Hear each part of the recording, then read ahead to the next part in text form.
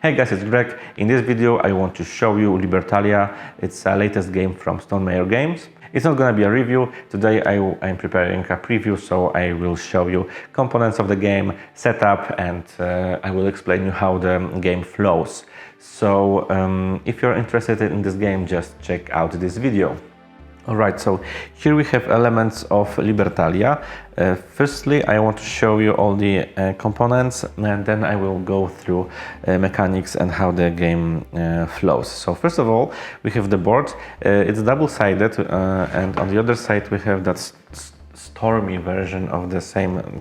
It's basically the same thing, but it's stormy version, and those places over here are a little bit different, more challenging. Or what we can read in a manual. So I'm gonna use this sunny side. So what do we have here? We have slots over here for cards that players are gonna play.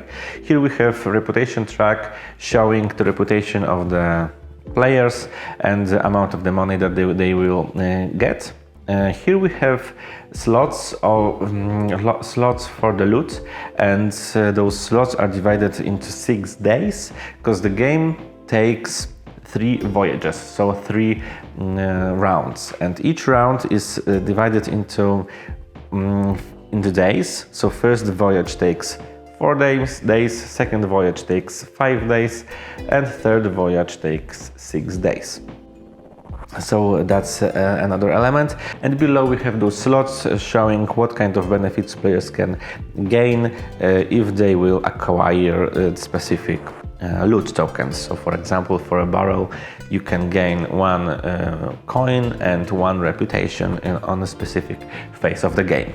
Now this is it, that's all. The game can be played from with 1 to 6 players, but you always have to use all markers to put them on the reputation track.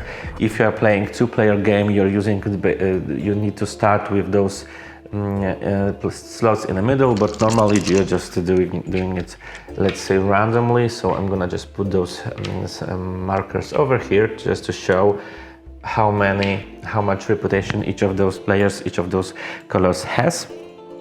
So that's the one thing. The second thing, what you need to do during the setup is to put those loot tokens on the places over here, so players can get loot tokens each day.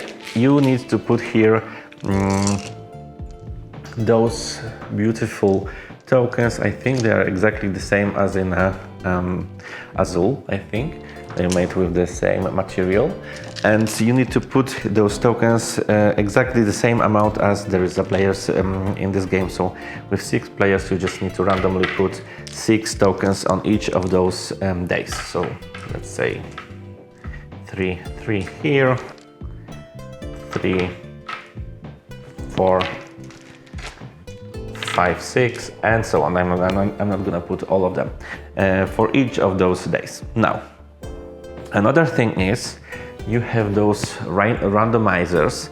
Those tiles you can place on those slots I mentioned earlier, and on those tiles you have basically the same thing what is on the board, but thanks to on one side there's that sunny version, and on the other side there's that stormy version. So that's stormy version of the board. So you can basically just mix those tiles and have more random version of the game. So some of the tiles can be the stormy one, that more punishing, I guess, and some of them can be with cloud version, that less punishing. Or you can just use those slots that are printed on the board without this random element. Now, so the game is, let's say the board is set. I should put loot tokens for those for day 3 and 4, but I'm not gonna do this. There is that extra tile that is used for 2-player games, so you need to put this one exactly on this place. So when you're playing a 2-player game, this guy over here is quite important, and it's dividing that row, let's say, in a half. Now the final thing before giving players the cards, each player should take amount of doublons that is below their marker, so blue 12 and white 7. Now let me show you components for the players. So here we have the box. Each player gets what do you see here? So this counter, that's treasure chest, and you're gonna mark here your doublons. So basically the player who is the richest at the end of the game is the winner. So just you're putting your gold into this chest and using this dial.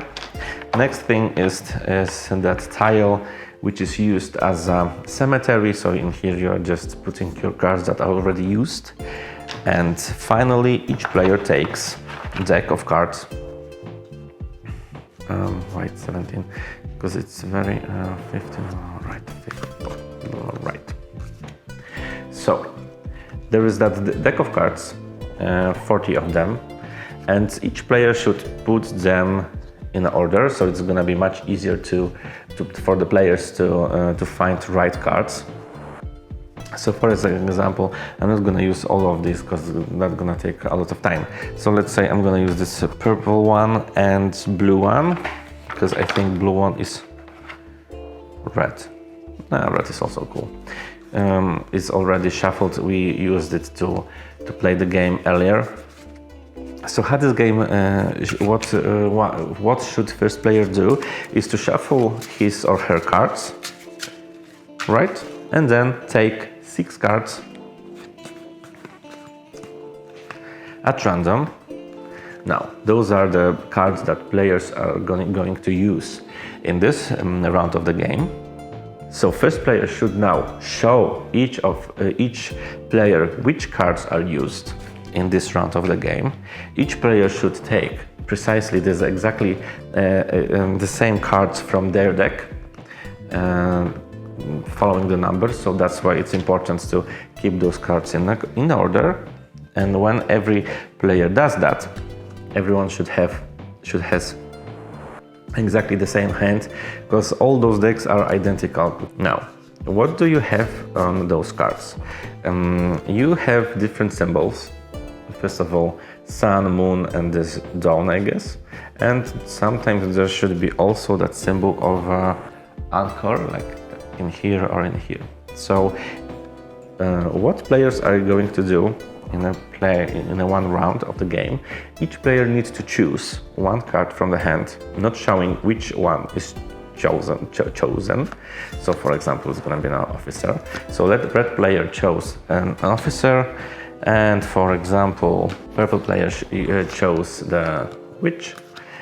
When every player got their card in their hand, the chosen card for this round of the game, everyone is showing the cards and arrange them on a track using those numbers from the lowest to the highest. So for example, let's say it's gonna be those 2 cards. So now when each player shows the cards and they are arranged on the track, you need to launch, use skills on those cards, following the arrows. So first of all, you need to launch each skill with the sun from left to right. Yes, so if there would be a card over here with the sun, you need to launch this skill, but then this skill from left to right. Then you need to launch each skill with the symbol of the dawn, let's say. I don't know, what is it? How it's in a dusk, sorry, dusk. So that's dusk. So from the right to the left, you need to launch each skill with the dusk symbol. Oh yes, and I skipped one step, because when you are launching those abilities with the dusk symbol, with this one, you also are taking the loot token. So the last player over here with the highest number is taking the first player who is going to take the loot token. So they're just basically choosing one of them and they're keeping them. So that's why in this way each of those tokens in a 6-player games are going to disappear from the day one, because each of the players should take one of those, right?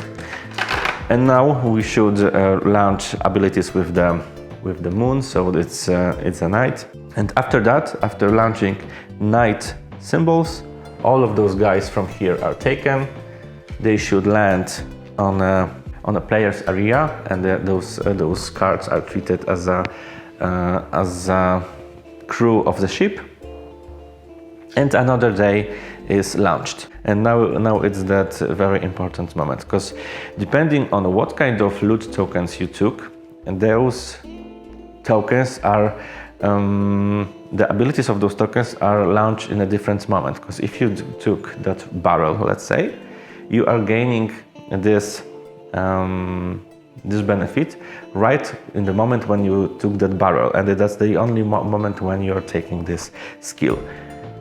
And those with this anchor, you need to wait for the end of the voyage to launch each of those skills that are with the anchor. So those are like long-term benefits, and with this dusk symbol it's instant and only one time. I mean, the anchor is also one time, but in the end of the voyage.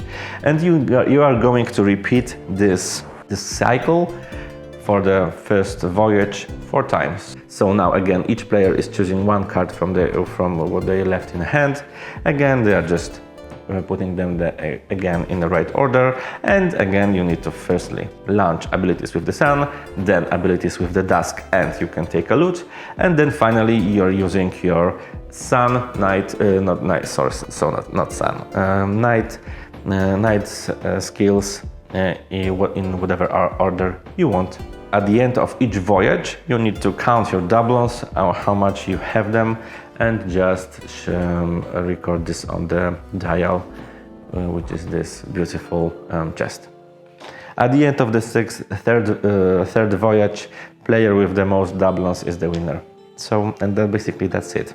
But what is very important in here, that of course everyone starts with exactly the same hand, exactly the same cards in their hands, and every player should remember that, because thanks to this you can try to guess what other players are going to play in specific days of the voyage. And so when you will end first voyage, each player should end with 2 cards in their hand. And at the beginning of the second voyage, and of course third voyage, again you are going to draw another 6 cards. So when the game goes and you are in the middle or in the end of the game, those hands of the players are going to be more and more diverse, because some players used cards that you decided to not do, and so on. So this can be very tricky and quite surprising. And that's it, that's Libertalia. So very easy game in terms of the rules, but can be quite tricky and surprising the more you play. I think game shines with at least 4 players.